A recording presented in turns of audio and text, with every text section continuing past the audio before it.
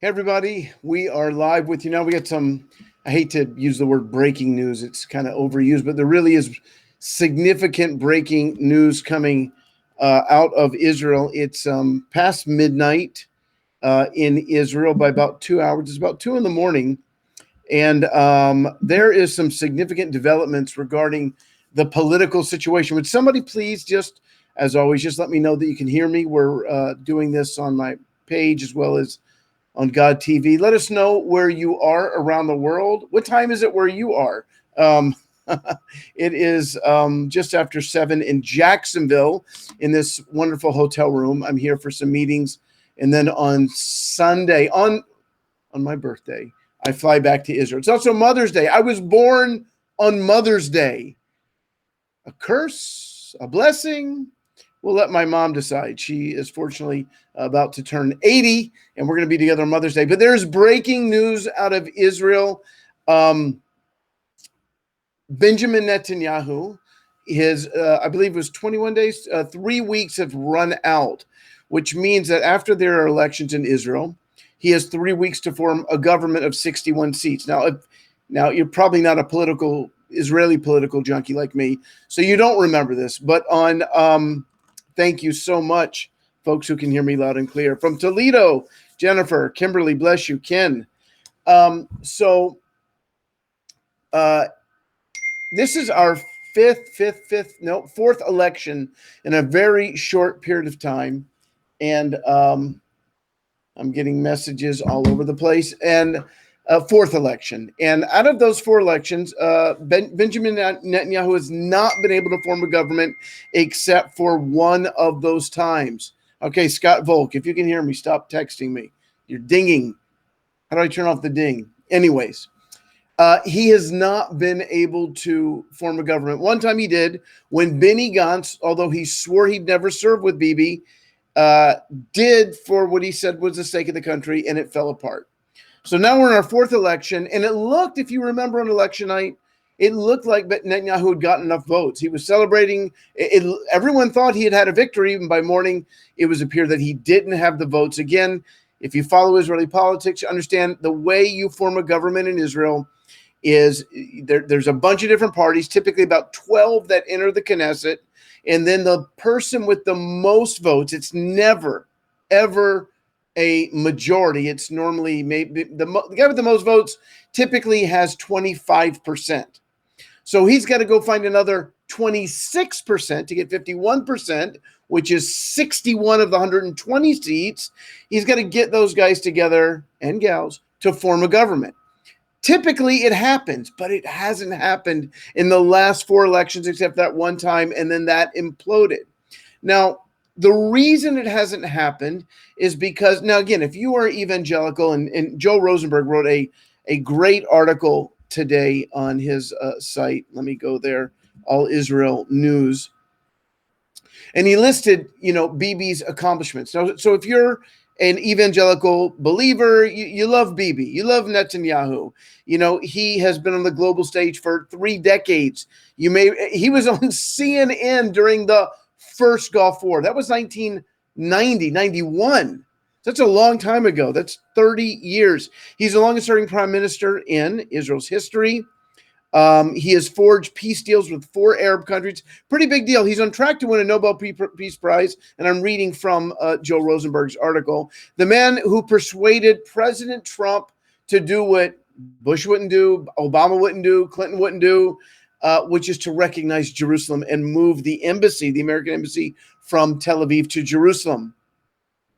And he started the Christian Media Summit, which is something that I've been a part of, where he has brought Christian media from all over the world to Israel because he recognized that the best friend of Israel are evangelical believers. So he's outside of Israel, he's been amazing. Inside of Israel, it's a little bit different story. If you live in Israel and so, and again, if you follow me, I had a prophetic sense about this election, but I'm not talking about I don't want to talk about that. I'm coming to you as a reporter. I'm simply reporting the news, unbiased, certainly as I see it. But the truth is, I And a lot of Israelis are like this. We don't vote for the same party all the time. I voted for several different parties, but always to the right. I voted for who was it? I forgot the name. They didn't last very long. The Kulanu Party, but I voted for. I think I can't even tell you everyone I voted for. I once voted for there's a Messianic Party. I voted. We didn't get any seats. Whatever. But here's what makes this one really interesting. I'm talking about what's happening inside of Israel. So if you Google Israeli politics, elections, you're going to see the pictures of probably 6 men. You're going to see Benjamin Netanyahu, who you know. But you're also going to see, let's start with 3 others. Avigdor Lieberman, he's the leader of the Israel Our Home Party, Beitenu Party. Naftali Bennett, part of the head of the Yamina Party, which is Yamina means right. He's to the right of Netanyahu when it comes to security. By the way, right and left in Israel has nothing to do with morality. It has nothing to do with pro-life, pro-choice, with with homosexual. It's about 2 things: the economy and security. That's it. When you say right and left, economy, security. That's it. So you got Avigdor Lieberman, you've got the Yamina Party head, Naftali Bennett, and then the leader of the New Hope Party, Gideon Sa'ar. Now, all 3 of these men served Netanyahu at one point or another. 2 of them, I think, were his top aide, and Sa'ar has been in the Likud Party, kind of the number 2, 3 guy for a long, long time. And here's the thing. They share similar beliefs as Bibi when it comes to security and economy, but they won't serve with him. You see, politics is a dirty sport, because over the years, Bibi has burned bridges with each of these men to the point that instead of staying in the Likud party, they went out and they formed their own parties. And so now you have, for the most part, most of the Knesset is either center right or right wing, very tiny left wing. I think 12 seats went to left wing. 12 out of 120. That's almost nothing. But yet these guys won't serve with Bibi because I got to get my battery and my charger. It's going to drain. Just a second. Don't go anywhere. This is real life, people. Real life. This is how it happens. Let's plug this baby in here. Very good. One time I didn't notice that it was dying, and we've cut off right in the middle. Oh, life. Let me see if you're still with me on the page there. There you are. And I lost my glasses in the process. Okay, found them. All right. So these guys, they don't trust Netanyahu anymore. And he's also under indictment. He has 3 serious charges against him. He's going through a court case right now. Now, the amazing thing about Bibi is his stamina. I mean, he just, Energizer Bunny. He's on trial. He's got these guys against him that are same political view for the most part. And he's 71 years old and still going. Now,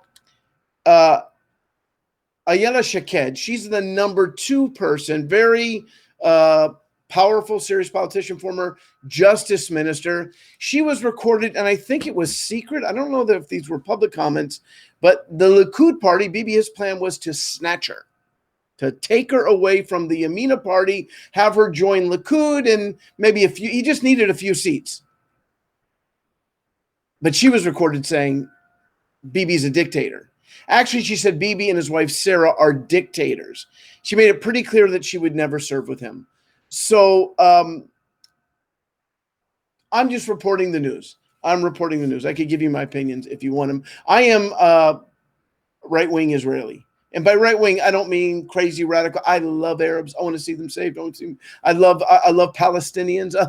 I have the love of Jesus. But when it comes to security, I recognize that Hamas, I'm not naive. You understand?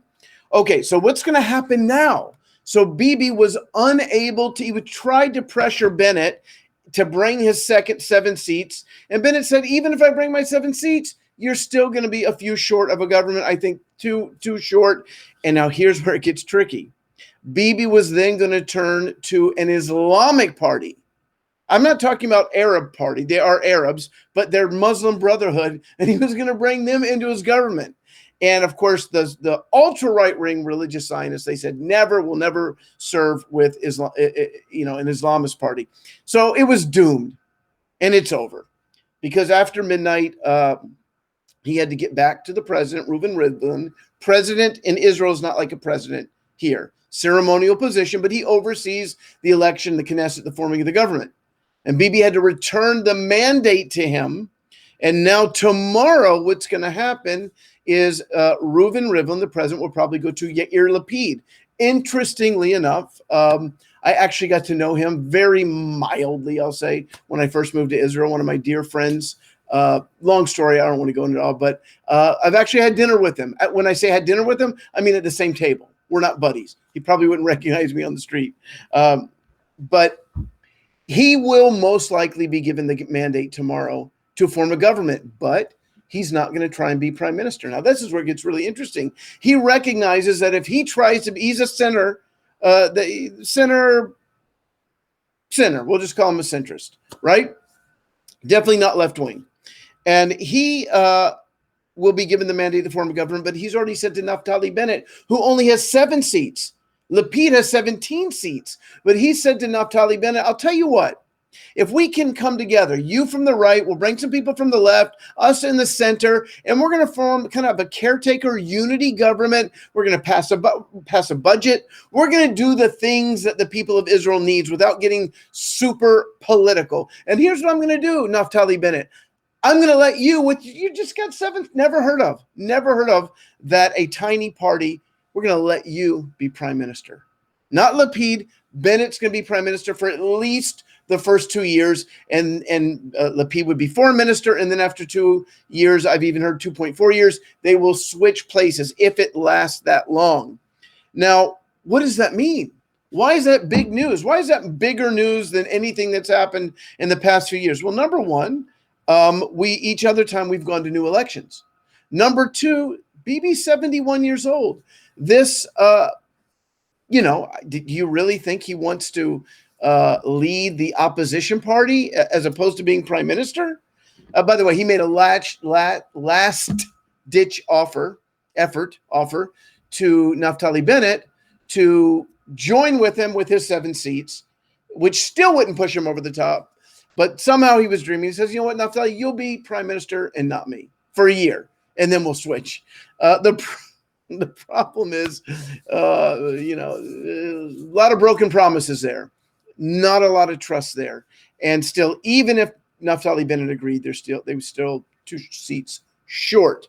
So what's going to happen now is tomorrow, Rivlin he could go to Bennett and give him the mandate, but he's got 7 seats, and that wouldn't be really right. It would be like giving Netanyahu a second chance with Bennett. He's going to go to Lapid. I'll be shocked if he doesn't go to Lapid. And he said, all right, you do it. Lapid has already formed what they're calling the change block. And for them, change means change from Netanyahu. Now, here's what could happen. Here's a possibility, is the change block, which is a multi-left, right, center, and an Arab party, forming a government together. And the question will be, what will Netanyahu do? Will he ride off into the sunset and say, hey, I've had a good career. I've been the longest serving prime minister in the history of Israel. I've done, here's my accomplishments, and just move on? Or is he going to be the leader of an opposition and wait to run again when he's 73, 74, 75, depending on how long, if this government can actually be a real government, which would be 4 years. We haven't had that in a while. It's hard for me to see Benjamin Netanyahu, who has been the leader, the prime minister of Israel for a long time, over 10 years, and 3 years before that, in the 90s. I can't see him being happy in the opposition when he could be traveling the world, giving speeches, writing books, collecting big paychecks. That's why this is breaking news. This tonight, could be the end of the Netanyahu era. And for me, again, you want a little bit of my opinion? It's mixed. It's mixed. I did sense that this was it for him. But I have mixed feelings. he has been, for a lot of younger Israelis, he's the only prime minister they ever known. He stood up against the Iran deal, which was horrendous, and we can't go back into that. And he has done a lot of good internationally for the state of Israel. He's been an incredible, bold statesman for Israel. He hasn't been so great inside the country. He's catered to the ultra-Orthodox. And by the way, there's an article written the other day where they blamed Bibi for the 45 ultra-Orthodox Jews that died the other day at Mount Meron. Why? Not directly, but indirectly, because whenever, we say, hey, ultra-Orthodox, you guys got to fix the stadium. It's not safe. And then they complain. Bibi's like, just leave him alone. And they will join any government as long as they get free stuff.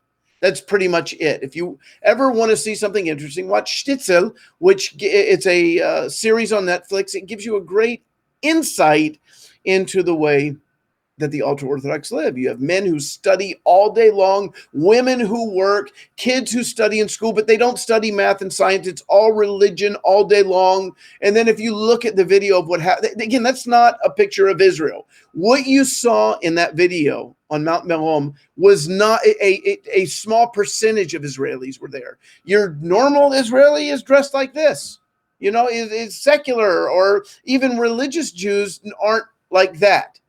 That is a sect, in my opinion, cultic. And when they come into the government, they demand stuff. And many of them, by the way, aren't even Zionists. They don't trust the government. They don't trust the police. They don't trust the education. They trust nobody but inside their insular community. And as a result, that stadium was not prepared properly, and 45 people died. So while Bibi has been amazing outside of Israel, I think, at least I'll say from my opinion, he hasn't been amazing inside of Israel. I think a large number of Israelis would agree with that opinion. So we'll find out tomorrow, but it could be the end of the Benjamin Netanyahu era. The question will be this. And I'll leave you with this because I got to go to dinner. If Yair Lapid and Naftali Bennett form a rotating government, and then Bibi decides to retire from politics, will they allow then Likud to come into that government? And if they allow Likud minus Bibi, which would give them another 28 seats, to come into the government, making it huge, it's possible that the folks on the left might leave the government, or the small Arab party. We'll see what happens with that. And then Israeli politics. It's crazy. But there you have it. Breaking news. I would encourage you to pray for Israel. We've been through a rough week, but we're actually going to be starting a podcast soon. Weekly news on Israel. Me and a young lady by the name of Lisa Hutchinson. And I just couldn't wait. We're going to start this week, but I needed to share this with you. But it's been a rough week with the 45 people being crushed to death. And again, that was a preventable tragedy. A terrorist couldn't have done a better job. It's on us. That should have never happened. And I've shared some of the reasons why it did happen. All right. God bless you guys. And let me just say hi to a few of you. Ooh, wow. Woohoo. Ooh. People not real happy. At least one person, somebody not real happy about Israel and the vaccine. Well, can I just jump in there? You don't know what you're talking about. You really don't know what you're talking about. They're already phasing out many of the restrictions that you're upset about because there was only 13 new cases today. So you can say Israel has lost your respect, but you know who is happy? Holocaust survivors who've been locked in their home for a year and haven't been able to hug their children and grandchildren and great-grandchildren. So there you have it. Other elderly who couldn't go out, couldn't go to restaurants, couldn't be with their family. 13 new cases. Do you understand that we had 12,000 cases on January 27th? 13 cases yesterday. That is a 99.9% drop. So you can criticize Israel all you want, but be careful because she is the apple of God's eye. And you don't want to poke God in the eye. All right. God bless you all. I'm not angry, but I am going to tell the truth. I'm always going to tell the truth, even if you don't agree with me. Love you guys. Bye-bye.